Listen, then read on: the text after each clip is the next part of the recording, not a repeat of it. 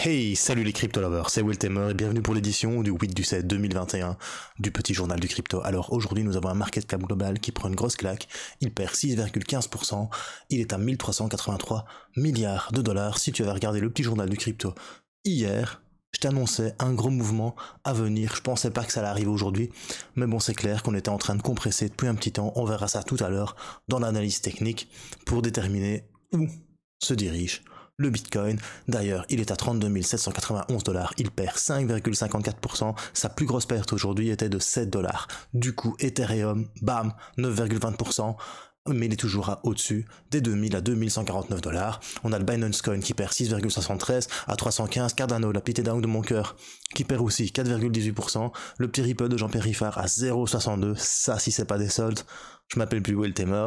On a le Dogecoin qui perd 8,13%, l'USD Con qui est toujours en 8ème position, le Polkadot de Magic War qui retourne dire bonjour aux 15 dollars à 10,88%, et on a l'Uniswap qui perd 9,82%.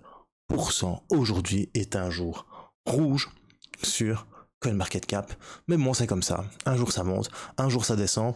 De toute manière ça faisait un moment que le Bitcoin était en train de réfléchir et de se demander, tiens, est-ce que je vais pas continuer à chuter et revenir voir les 30 000 dollars.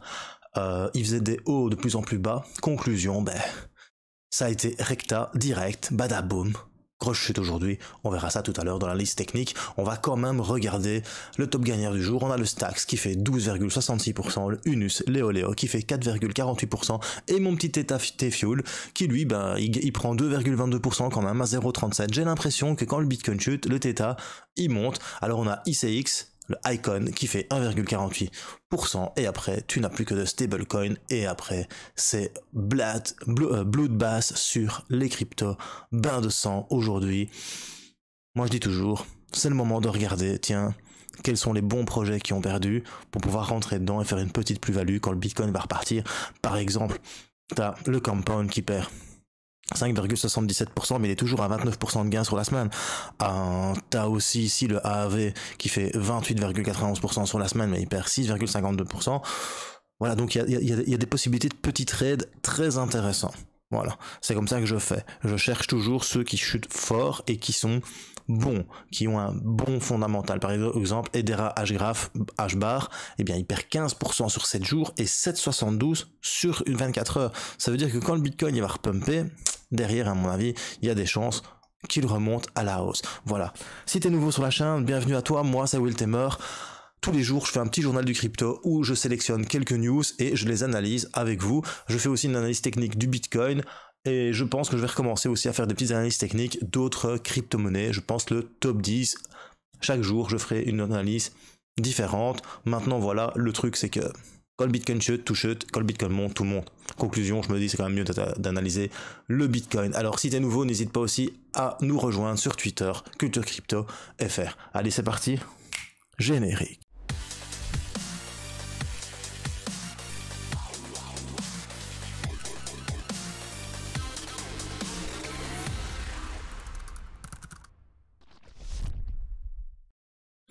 Alors aujourd'hui, la première news concerne Crypto.com qui a été approuvé pour offrir des virements bancaires à Malte. Crypto.com utilisera la licence pour émettre des cartes de paiement et proposera aux clients des virements bancaires directs de Crypto.com à un compte bancaire.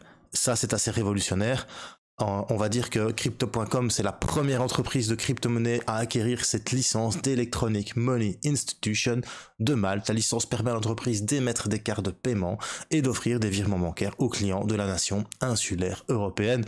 Les préoccupations réglementaires ont caractérisé les derniers mois dans le domaine de la crypto-monnaie, Binance souffrant d'un examen minutieux de la part de plusieurs organismes officiels. Crypto.com arrive à tirer son épingle du jeu car, contrairement à Binance, ils ont mis en place tout ce qu'il faut pour avoir une régulation et être en ordre avec les pays où ils opèrent. Conclusion, eh bien, Crypto.com a été malin. Contrairement à CZ, en tout cas Binance, qui a attendu qu'on le bloque pour pouvoir, enfin, qu'on lui mette des bâtons dans la rue pour se dire, bon, ben, faudrait peut-être commencer à réguler et voir un petit peu au niveau compliance qu'on peut faire chez nous, quoi, si tu vois ce que je veux dire. Donc voilà, je pense que Crypto.com est très très malin, beaucoup plus intelligent que CZ par rapport à tout ce qui est compliance et tout ce qui est régulation. Donc voilà, c'est bien parti pour Crypto.com parce que c'est quand même assez important cette licence, parce que c'est une licence qui va leur permettre d'avoir des gros clients, car il faut savoir qu'à Malte, il y a énormément de personnes qui sont devenues millionnaires grâce aux crypto-monnaies, notamment Ethereum, qui sont partis à Malte parce que dans leur pays respectifs, ils devaient payer entre 45 et 55%, et alors qu'à Malte, tu devais payer un truc comme 6% si je me trompe pas. Donc voilà, il y a beaucoup de personnes qui possèdent des crypto-monnaies, qui ont peut-être envie de vivre avec leurs crypto-monnaies à la place de les changer en monnaie fiat. Et bien Crypto.com va pouvoir leur permettre ça, et ça c'est vraiment au top. Après ça, on apprend que Monsieur Charles Hoskinson a fait une petite allocution sur YouTube pour annoncer, pour parler du hard fork Alonzo, qui devrait fournir au réseau des nouvelles fonctionnalités passionnantes et qui sont attendues depuis un certain temps, en incorporant des scripts Plutus sur la blockchain, ce qui va permettre le développement des contrats intelligents sur Cardano et le déploiement d'une large gamme de nouvelles applications DeFi. Enfin, je dirais, il est temps, vivement le mois de septembre, j'ai hâte de voir ça sur mon petit Cardano, sur la petite édarang de mon cœur. J'espère que ça va pas faire dumper le prix, mais qu'au contraire, ça va faire to the moon, bro. En tout cas, d'après lui, il y a une quantité énorme d'intérêt commercial autour de Cardano. Maintenant voilà, bien évidemment, Charles Hoskinson, il va pas prêcher pour Ethereum, hein, il prêche pour sa paroisse, il va pas dire « Oh, c'est clair qu'il y a plein d'entreprises qui sont intéressées par Ethereum ».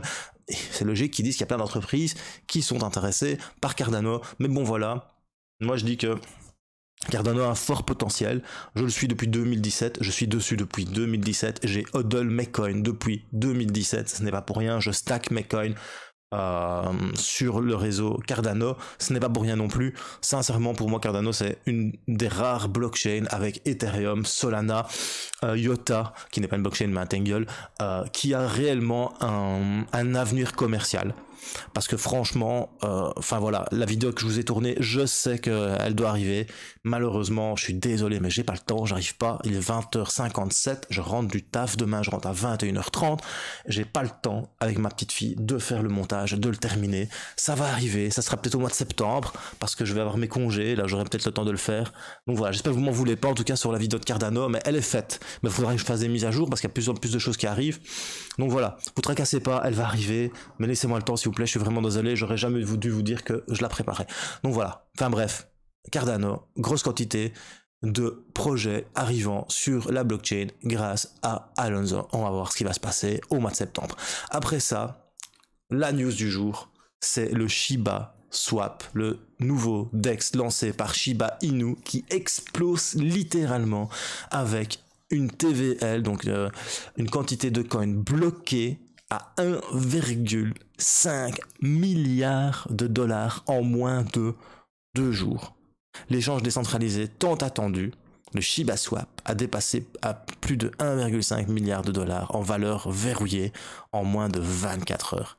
Et ça, c'est un truc de dingue. Bien évidemment, c'est aussi peut-être pour ça que les frais sur Ethereum ont un petit peu explosé dernièrement. Enfin, explosé, ils ne sont pas non plus au prix qui était quand le Bitcoin était à 65 000 dollars. Mais bon, voilà. Je ne pense pas que PancakeSwap ait été aussi rapide pour atteindre les 1,5 milliard de dollars. Donc voilà, il y a vraiment une grosse communauté derrière le Shiba Inu, un meme coin qui au final te crée un DEX, une copie d'un autre DEX qui ne sert à rien, mais qui crée de la valeur, forcément, vu que c'est ça les DEX. Et la DeFi, ça te donne des intérêts, donc c'est peut-être intéressant d'aller voir ce qui se passe du côté du petit chien qui en veut au Dogecoin. Donc voilà, franchement, bravo. Dogecoin, il n'y a rien derrière. Maintenant, le Shiba Inu, ils viennent de lancer un DEX. Donc voilà, je voulais quand même dire bravo. Mais bon, ça reste quand même un truc de dingue. Comme quoi, une crypto créée comme ça, pour le fun, peut arriver à quelque chose. C'est aussi ça quand même qui est beau dans les crypto-monnaies. Je trouve vraiment, enfin voilà, moi je m'en moquais le premier. Eh bien, au final, j'aurais peut-être dû me taire, j'aurais peut-être dû investir dans le Shiba Inu, je pense pas, j'aurais jamais fait ça. Mais bon voilà, il y a un projet maintenant derrière, et qui a été lancé, parce que je savais bien qu'un index arrivait. Donc voilà, bravo à tous ceux qui ont cru au projet et qui sont dessus et qui sont en train de ramasser des bones, parce que le token du swap s'appelle les bones, si je me souviens bien, en tout cas ce que tu gagnes. Donc voilà, félicitations à Shiba Inu, le tueur de Bitcoin. Après ça, on apprend que Bank of America aurait mis en place une équipe de recherche sur la crypto. Faut savoir qu'il y a quelques mois seulement, ils ont critiqué très fortement le Bitcoin à cause de sa volatilité accrue et ses prétendues impraticabilités pour les banques. Mais bon, ils auraient mis en place une nouvelle task force par rapport aux crypto-monnaies. Pourquoi? Parce que ils pensent quand même qu'en fait, les crypto-monnaies, petit à petit, sont en train de rentrer dans les mœurs et qu'il ne faut pas rater. Il faut pas rater cette opportunité. Tu m'étonnes, les banques, dès qu'il y a de l'argent à se faire, ils ne ratent rien. Voilà. Après, on apprend Binance est désormais bloqué en Chine. Bien évidemment, ça va pas être le seul à être bloqué en Chine, mais bon voilà, de nombreux utilisateurs de Binance ont découvert que leur site web avait été interdit en Chine. L'application mobile également avait été bloquée en Chine.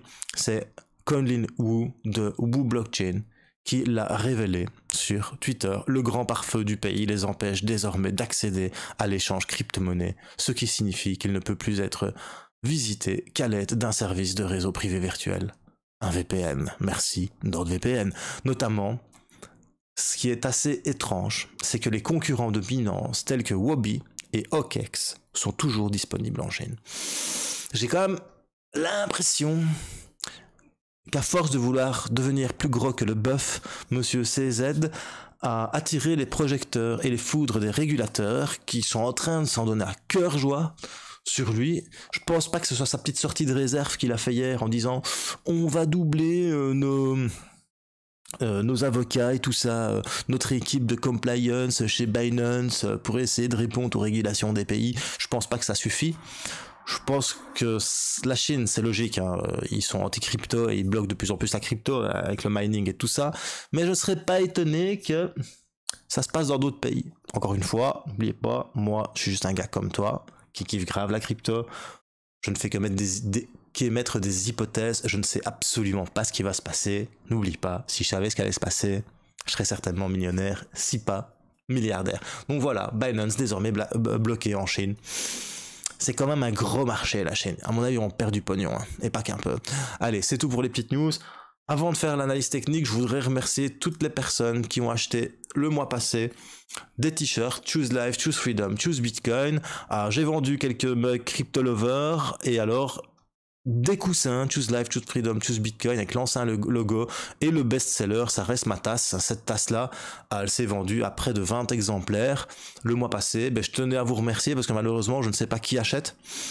Donc je tiens vraiment à vous remercier, ça m'aide pour mettre un petit peu d'argent de côté, pour pouvoir m'acheter un Canon 5D, pour pouvoir faire des belles vidéos avec une belle qualité. Maintenant j'ai mon bon fond vert rétractable, il me faut encore 2 lampes à LED et alors un bon appareil photo numérique.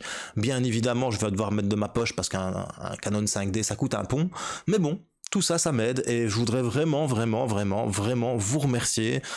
C'est grâce à vous que le matériel il s'accumule de petit à petit et que je dois pas puiser dans mes économies personnelles qui servent à l'éducation de ma fille, qui servent à ma vie. Et donc pour ça, je vous dis un grand merci. Voilà, c'est tout pour le petit merci et maintenant on passe sur l'analyse technique du Bitcoin et comme je t'en avais parlé hier, le Bitcoin, il était en train de compresser sur du H4, tu vois. Je t'avais dit, regarde, on est en train de compresser de plus en plus, et il y a un moment, il va se passer quelque chose, et ça s'est passé. Aujourd'hui, badaboum, le Bitcoin, il a chuté, et pas qu'un peu, et je pense que c'est pas terminé. Mais ça, c'est mon point de vue. Mais le Bitcoin, il a déjà chuté de 7,23%. Et il y a eu une petite hausse de volume. Pourquoi est-ce qu'il a chuté? Parce que bien évidemment, il a toujours pas réussi à passer cette fameuse résistance sur du H4. C'est pas compliqué, tu le vois ici. Hop, on va enlever l'aimant. Tu le vois là. Que c'est une bonne résistance. Tu le vois là. Pardon, tu le vois ici, tu vois là, tu vois ici, et bien évidemment, tu vois ici, il n'a pas réussi. Et par contre, ce qui est assez mauvais, c'est que c'est la première fois, depuis le plus bas, ça pue quand même, parce que c'est la première fois depuis le plus bas ici, tu vois, on suit cette ligne de tendance oblique, on est en train de faire un petit triangle en fait, hein. Tu vois, je vais te montrer ça de cette manière pour que tu puisses comprendre vraiment ce que je veux dire. Donc on était vraiment en train de faire un petit triangle haussier ici, ouais, quelque part ici, tu vois. Et on faisait des bas de plus en plus haut, tu vois. Et on a fait un bas, je vais zoomer, ce sera plus facile. Donc on est sur du daily, voilà. Donc on a fait un bas, le plus bas qu'on a eu ici, puis on est remonté ici, puis on est remonté ici, et là, catastrophe. Aujourd'hui, nous faisons un bas plus bas que le précédent. Ici. Ce qui invalide totalement le triangle haussier. Du coup, bah, ça pue du cul pour Bitcoin. Sans vouloir être méchant, la moyenne mobile 50, tu vois qu'elle était en train de chuter et qu'elle est déjà en train de se redresser. Hein, tu vois, elle devient plus incurvée, moins pentue. Et ça montre vraiment qu'elle joue très très fortement de résistance. En plus, bah, t'as le fameux dead cross entre la 100 et la 200 qui va arriver ici. Et quand ça va arriver, moi, je pense, encore une fois, je pense qu'on va venir titiller plus bas ici ce support. Pourquoi? Parce que on vient, il y a ce point-là et ce point-ci. Si tu les relis, ça fait un support. Et ça, c'est sur du daily. Et si tu regardes un petit peu ce que ça fait, en fait, c'est en train de faire un biseau descendant. Et ce biseau descendant, comment est-ce que je le dessine? Je vais changer. Attendez, je vais mettre des rays. Donc là, je suis sur du daily, je vous fais une analyse un petit peu plus différente que je fais d'habitude. Je prends le rayon, je prends un aimant, je vais au plus haut. Et je cherche un point qui correspond à ce plus haut. Et le point qui correspond à ce plus haut, il est là. Voilà. Et ça me donne une ligne de résistance long terme. Et je viens sur le plus bas ici, le premier plus bas, et je viens chercher le suivant. Tu vois? Ça, je vais enlever. Attends, ça, je vais virer. Ça, je vais virer. Ça, je vais virer. Et ça, je vais virer. Donc, je viens. Hop. Et je fais ça. Et en faisant ça, j'ai remarqué qu'en fait, on est en train de faire un biseau descendant qui vient chercher pile poil pas le plus haut qu'on a eu en 2017. Voilà. Je ne dis pas que le Bitcoin va arriver là, mais perso, je pense que c'est possible, même plus que probable. Pourquoi? Parce que quand tu regardes un petit peu ce qui s'est passé en 2017 du plus haut vers le plus bas, ici, on a perdu 82%. Ici, si tu prends le plus haut et que tu descends de 82%, et encore. On pourrait même venir chercher les 12 000 $. Mais bon, je suis optimiste. Pourquoi? Parce que je vois bien que ici, au mois de décembre 2020, on a touché le dernier plus haut de 2017, tu vois. Là, ça a stagné et c'est reparti. Donc ici, il y a quand même une résistance. Il y a quand même, tu pars du plus haut là, et tu as quand même une résistance avec vraiment tout ce qu'il a fait là, tu vois. Hop, tu dessines ça entre 19 952 et 17 458. Donc je pense que le cours du Bitcoin, il est possible et probable, c'est une probabilité, une chance que ça arrive, je ne dis pas que ça va arriver, mais aussi dans ce biseau descendant et ressorte par le haut. Parce qu'un biseau descendant, c'est comme ça que ça se passe. C'est pas moi qui le dis.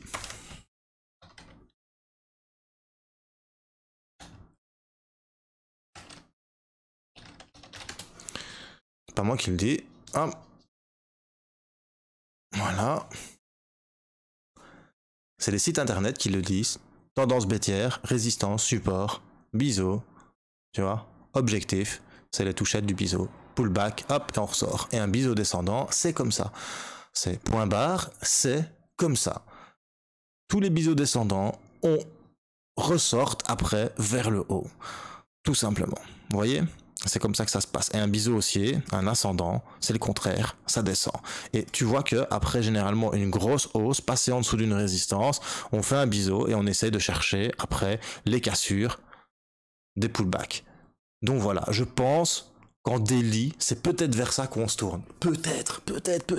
S'il vous plaît, me faites pas dire ce que j'ai dit. Ce que je n'ai pas dit, pardon. Mais en tout cas, moi, je vois un dead cross qui arrive sur la moyenne mobile 100 et 200 ici. Et ça, je suis pas Madame Irma pour le savoir. Ça se voit. Depuis qu'on a eu notre petit dead cross ici, le Bitcoin il est en train de chuter petit à petit. Il chute petit à petit. D'ailleurs, il nous a fait un plus bas ici. C'est y en a qui, tu vois. Donc, tu as le dead cross là, ce jour-là, et on a quand même perdu 30%, hein, plus ou moins. Donc, je pense qu'il y a possibilité en daily qu'il se passe ça sur le Bitcoin. D'ailleurs, je vais l'enregistrer. Je sais que c'est sur le Bitcoin Bitstamp et je vais le laisser.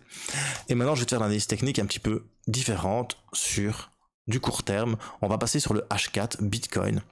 Donc, comme je te disais, malheureusement, on n'a pas réussi à casser cette ligne de résistance à 35 000 $, une fois, deux fois, trois fois, quatre fois. Et avant, c'était un support. Donc 4 fois, on a essayé depuis la grosse chute, une fois ici, une deuxième fois là, une troisième fois là, et la quatrième fois, ça a été là, ça a été celle de trop. Conclusion, badaboum, ça a chuté. Et comme je t'ai dit juste tout à l'heure, on a cassé cette ligne de tendance haussière je pense pas qu'on va venir rechercher. Maintenant, je peux me tromper. Donc, premier objectif sur du court terme, il est là. Voilà, à 30 000 $. Les 30 000 $, psychologiquement, c'est une résistance, rien que parce que c'est 30 000 $. Autre chose, il n'y a pas que psychologiquement, c'est aussi la dernière zone de support qui se passe ici quelque part. Voilà, ici.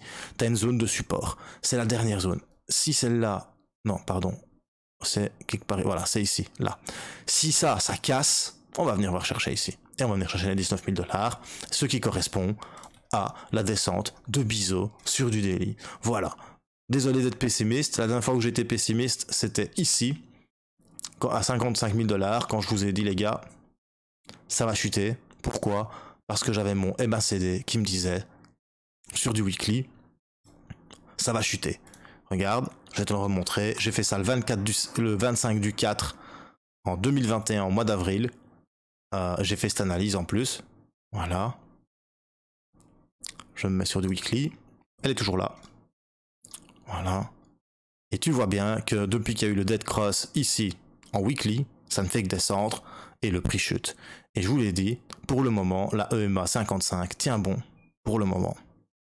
Donc voilà, c'est vraiment, tu as cette zone-ci de support en weekly, il y a intérêt qu'elle tienne, parce que si elle tient pas, on va venir chercher cette zone-là en support. Parce qu'on est venu casser cette ligne de tendance, tout simplement. Voilà. Et alors, ce qui est important à voir, c'est qu'à chaque fois qu'il y a eu un dead cross, ici, ça a chuté 80%. Ici, ça a chuté 70%. Et ici, ça a chuté et on ne sait pas encore. Voilà, c'était Will Tamer pour le petit journal du crypto. Si t'as bien aimé, un petit pouce bleu. Si t'as pas aimé, un petit pouce rouge. Et surtout, bro, n'oublie pas, choose life, choose freedom et choose Bitcoin. Peace.